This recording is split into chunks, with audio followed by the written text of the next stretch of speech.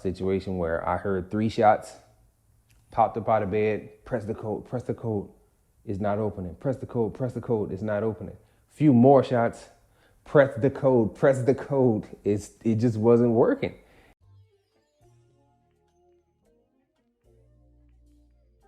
What's good, everybody? Welcome back to Whole Views, and today we're going to be doing another Firearms Friday video. Not actually talking about firearms. Today we're discussing gun safes. Subscribe to the channel if you haven't so far.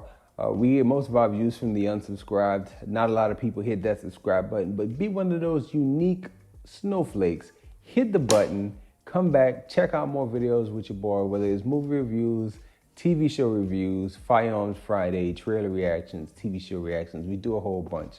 Hit the subscribe button and come back and check out more of what we do. But right now and today, what we're discussing is this bedside safe from GunVault. So, quick story time. I always would keep a gun just out on the nightstand because, just why not? Keep it out and readily available. But over the years, you have kids get big. You don't want to just have a gun just out like that, especially when they're at an age where, they might be strong enough to pull a trigger, but like not have any understanding of what a trigger is or what a gun is and have no recollection of safety rules and things like that.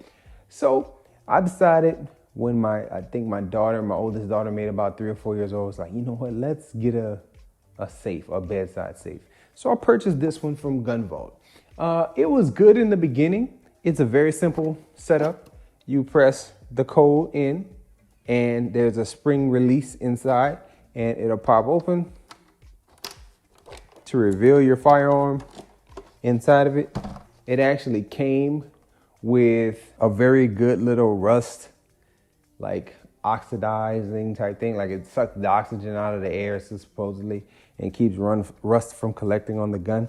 This case that you see here, this is where the gun and magazines would sit. This safe is big enough to fit a full-size Glock 17 with flashlight attachment as well as 2 magazines. This would always be by the the nightstand on my side of the bed is where I would keep it. But the reason why I can not recommend this, and I wouldn't recommend this type to anyone, maybe there's a better version of it out right now, because again, my oldest daughter is now approaching 8 years old. So this is a good 5, 6 years old. Maybe a bit more than that. But maybe let's say 7 years old this safe is.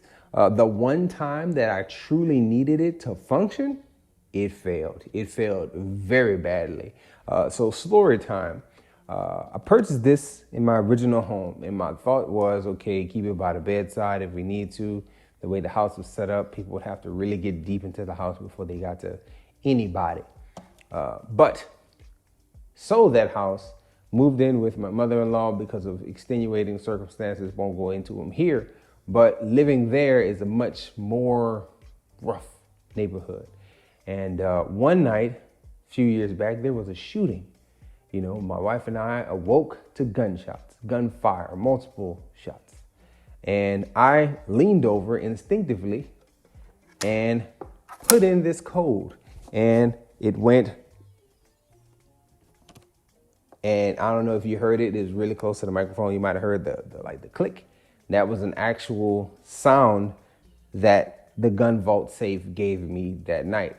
And it gave me that sound probably about 4 times in a row before I said, well, if there's any danger actually approaching our residence, they got us, because the gun stayed locked in the GunVault. It worked too good. And I noticed from that point on, I don't know if it's old, if it was defective, if it needed a new battery. Don't know what it was, but that one instance, all it took was that one time for me to say, you know what? I am never locking a gun away again. So I did some things and I maneuvered the safe to where it would sit closed, but it would never lock. So that is how I stored the gun inside of this for the next few years. There was one other occasion where I needed the gun because of the light on it to go and check some things out in the house, but it pretty much stayed like this. I can't do it now because I undid it. Well, maybe I can redo it. Hold on. Oh yeah, I can do it. So it stayed kind of like this. What you do is, or what I did was, I took the locking tab, if you can see it, and I basically just turned that tab down, and I kept it in this position for the duration of having it. So it stayed like this. My kids knew never go near this box, and that's just how things were set up.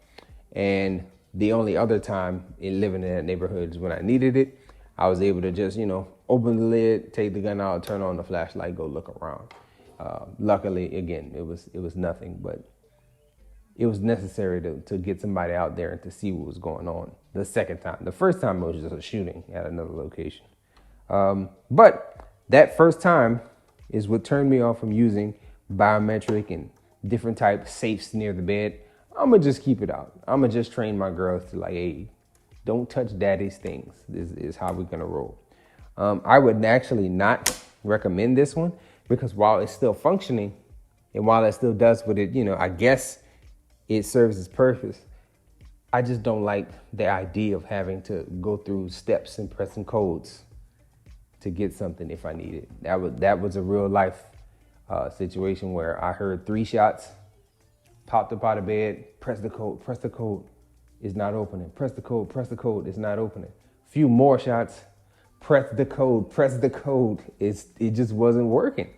And I think that was maybe 1 or 2 more shots, and it was like, well, if they was coming over here, they would have got us, because there was no type of return fire available for with this safe having the gun tucked away so well. So maybe just a word of caution to anybody who thinks, I'm gonna lock it in a safe and keep it accessible. Accessible is accessible. Just leave it out. Kids, do not touch these things without an adult present.